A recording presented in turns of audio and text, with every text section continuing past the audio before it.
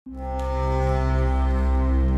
اللہ الرحمن الرحیم۔ السلام علیکم میرے محترم ناظرین، اللہ کی رحمتیں اور برکتیں نازل ہوں ہم سب پر۔ آج اس ویڈیو میں ہم آپ کو بتائیں گے کہ مسلمانوں کی سب سے مقدس جگہ، عبادت گاہ خانہ کعبہ کب، کیوں اور کون اس کے ٹکڑے ٹکڑے کر کے سمندر میں بہا دے گا۔ یہ وقت کیسا ہوگا اور وہ کون سا وقت ہوگا جب لوگوں کے سینوں سے قرآن پاک اٹھا لیا جائے گا، اور کیا خانہ کعبہ کے تباہ ہونے سے پہلے جو نشانیاں میرے آقا تاجدار محمد صلی اللہ علیہ وآلہ وسلم نے بتائی تھیں، کیا وہ سب پوری ہو چکی ہیں؟ تو آج ہم اس ویڈیو سے آپ لوگوں کے علم میں اضافہ کریں گے انشاءاللہ۔ یہ ہماری ریکویسٹ ہے کہ ویڈیو کو اسکپ کیے بغیر اینڈ تک ضرور دیکھیے گا۔ وہ مقدس جگہ جس کی حفاظت کے لیے ابابیلوں کا لشکر آیا اور ہاتھیوں کے اس بڑے لشکر کو تباہ و برباد کر دیا، وہ گھر جس کی حفاظت دنیا کی تخلیق سے ہی جاری ہے، ابھی بھی اس کی حفاظت کون کر رہا ہے؟ ظاہر ہے اللہ ہی کر رہا ہے۔ ایک دن ایسا آنے والا ہے کہ مقدس ترین گھر خانہ کعبہ گرا دیا جائے گا اور اس کے ٹکڑے ٹکڑے کر کے اس کو سمندر میں پھینک دیا جائے گا۔ لیکن یہ کب ہوگا؟ وہ کون سا بدبخت شخص ہوگا جس کے ہاتھ سے خانہ کعبہ تباہ ہوگا، اور کیوں خانہ کعبہ کے ٹکڑے ٹکڑے کیے جائیں گے؟ محترم ناظرین، اگر ہم تاریخ میں دیکھیں تو پتہ چلتا ہے کہ خانہ کعبہ اور حرم شریف بہت بڑے بڑے ثانیات سے گزر چکا ہے۔ طوفان نوح کی وجہ سے سیدنا حضرت آدم علیہ السلام کی بنائی ہوئی بیت اللہ کی بنیادیں بھی غرق آب ہو گئی تھیں۔ پانی کے ریلے نے خانہ کعبہ کی جگہ ریت اور مٹی اکٹھی کر دی تھی۔ ریت اور مٹی کا یہی انبار بعد میں ایک ابھرے ہوئے سرخ ٹیلے کی شکل میں نمودار ہو گیا تھا۔ مظلوم اور بیمار لوگ اس ٹیلے پر آ کر دعا کرتے اور ان کی دعائیں پوری ہو جایا کرتی تھیں۔ حج کے لیے بھی لوگ اس ٹیلے پر آتے۔ یہ عمل حضرت ابراہیم علیہ السلام کی تعمیر کعبہ تک جاری رہا۔ طوفان نوح کے بعد خانہ کعبہ کئی دفعہ بارشوں کے پانی اور سیلابی ریلوں کی زد میں آیا۔ یہاں تک بھی ہوا کہ کعبے کا چوتھا حصہ پانی میں ڈوب گیا۔ پھر حجاج بن یوسف کی فوج نے خانہ کعبہ پر حملہ کیا۔ حضرت عبداللہ بن زبیر کو یہاں محاصرے میں شہید کیا گیا۔ بحرین سے کرامتہ آئے اور حجر اسود نکال کر لے گئے۔ 20 سال سے زائد عرصے تک خانہ کعبہ کا طواف حجر اسود کے بغیر ہوا۔ تاریخ میں ہے کہ اموی جرنیل حسین بن نمیر نے کوہ ابو قبیس اور کوہ کیکان پر میخ نصب کر کے خانہ کعبہ پر سنگ باری کی۔ سنگ باری اتنی شدید تھی کہ کوئی شخص بھی طواف نہ کر سکا۔ اس حملے میں خانہ کعبہ کی چھت اور پردے بھی جل گئے۔ ان سب واقعات کے باوجود بھی خانہ کعبہ موجود رہا۔ اللہ تعالیٰ کا ہمارے آقا دو جہاں صلی اللہ علیہ وآلہ وسلم پر یہ خاص کرم ہے کہ آپ صلی اللہ علیہ وآلہ وسلم کو اللہ تعالیٰ نے تمام علوم عطا فرمائے ہیں، جن کا ادراک ہمارا انسانی ذہن کبھی نہیں کر سکتا۔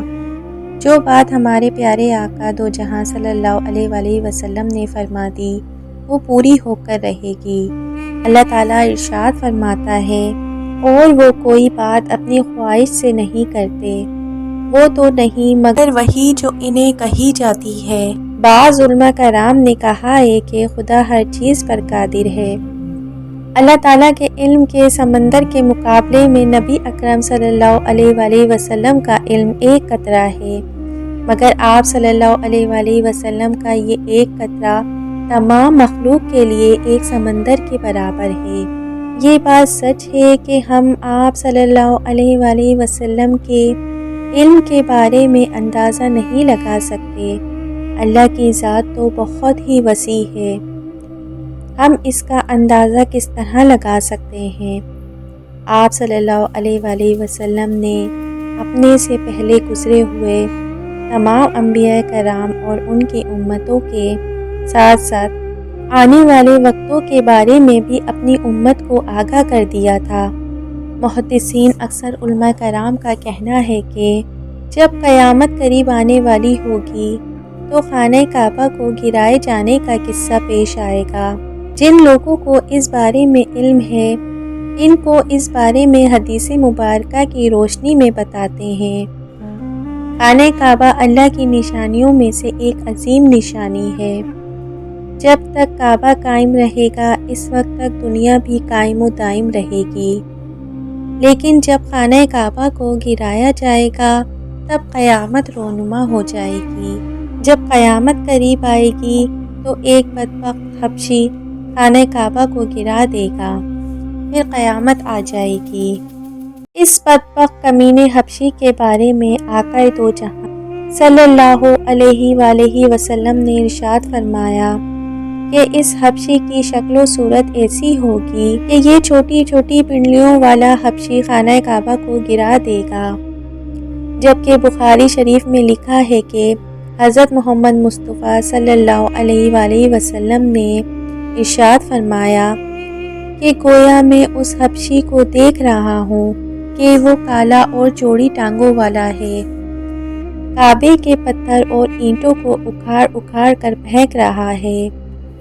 بخاری شریف میں ہے کہ قرب قیامت کے وقت حضرت عیسیٰ علیہ السلام کا نزول ہوگا اور پھر حضرت عیسیٰ علیہ السلام کے بعد لوگوں کے سینوں سے قرآن پاک اٹھا لیا جائے گا، تو اس کے بعد وہ بدبخت حبشی خانہ کعبہ کو گرائے گا۔ حدیث شریف میں افج کا لفظ ہے، اور افج وہ ہے جو اکڑتا ہوا چلتے یا چلتے میں اس کے دونوں پنجے تو نزدیک ہوں گے اور اس کے دونوں ایڑیوں میں فاصلہ ہوگا۔ وہ حبشی مردود جو قرب قیامت خانہ کعبہ کو ڈھائے گا وہ اسی شکل کا ہوگا۔ دوسری روایت میں ہے کہ اس کی آنکھیں نیلی، ناک پھیلی ہوگی اور پیٹ بڑا ہوگا۔ وہ اکیلا نہیں ہوگا، اس کے ساتھ اور لوگ بھی ہوں گے جو خانہ کعبہ کا ایک ایک پتھر اکھاڑ ڈالیں گے اور سمندر میں لے جا کر پھینک دیں گے۔ یہ قیامت کے بالکل نزدیک ہوگا۔ یہاں یہ بات بھی ذہن میں رہے کہ ان قیامت کی نشانیوں سے متعلق روایت میں چند ایک معاملات و شخصیات کو چھوڑ کر ان کا وقوع ہونے کا وقت، حالات شخصیات اور اقوام عالم کا معاملہ کافی فہم ہے اور واضح نہیں ہے کہ اس پر کوئی حتمی رائے دی جائے کہ کب کون کیسے خروج کرے گا وغیرہ وغیرہ۔ آج کل کے سیاسی تناظرے میں لوگ اور اکثر علماء کرام بھی یہ سمجھ رہے ہیں کہ قیامت بھی صرف چند سالوں یا ان دہائیوں میں آنے والی ہے۔ کعبہ اور مسجد نبوی کو یمن یا ایرانی کے جنگجو تباہ کر دیں گے یا خود زمین میں دھنس جائیں گے۔ آئندہ چند سالوں میں امام مہدی اور حضرت عیسیٰ علیہ السلام کا نزول ہو جائے گا۔ برمودا ٹرائی اینگل سے دجال نمودار ہو جائے گا اور فتنہ پھیلائے گا۔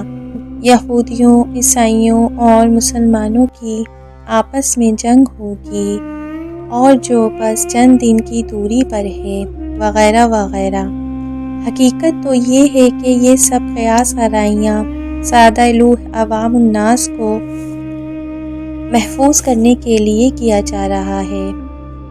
اگر گہری نگاہ سے دیکھا جائے تو بڑے بڑے فتنے تو کئی صدیاں پہلے ہی رونما ہو چکے تھے۔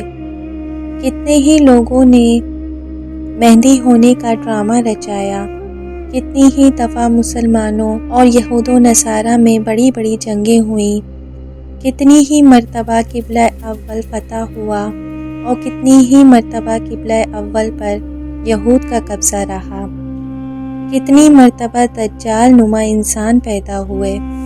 ان کا ذکر قرب قیامت کے سلسلے میں نہیں ہوتا، صرف 20-21ویں صدی کے سیاسی معاملات و واقعات کو ہی قرب قیامت سمجھ لیا گیا ہے، جبکہ نبی اکرم صلی اللہ علیہ وآلہ وسلم کے ایک فرمان کے مطابق آپ کی وفات کے بعد کا سارا زمانہ قرب قیامت ہی ہے، چاہے کتنی ہی صدیاں بیت جائیں۔ لہٰذا ہمارے علماء کو بھی چاہیے کہ آج کل کے پروپیگنڈے سے متاثر ہو کر ان عوام الناس کو محفوظ کرنے کے بجائے ان کو نیک اعمال و جہاد فی سبیل اللہ کی ترغیب دیں، کیونکہ اگلا جو دور ہے وہ جہادی دور ہے۔ اللہ تعالیٰ سے دعا ہے کہ اللہ تعالیٰ ہم سب کو نیک کام کرنے کی توفیق عطا فرمائے، آپ کا سننا اور میرا سنانا قبول فرمائے۔ اللہ ہم سب کا حامی و ناصر ہو۔ اگر آپ کو میری آج کی ویڈیو پسند آئی ہے تو پلیز میرے چینل کو سبسکرائب، لائک، شیئر اور بیل آئیکن پہ ضرور کلک کیجیے گا تاکہ میری نئی آنے والی ویڈیو کا نوٹیفیکیشن پر وقت آپ کو ملتا رہے۔ ملتے ہیں پھر کسی معلوماتی ویڈیو کے ساتھ۔ جزاک اللہ خیرہ۔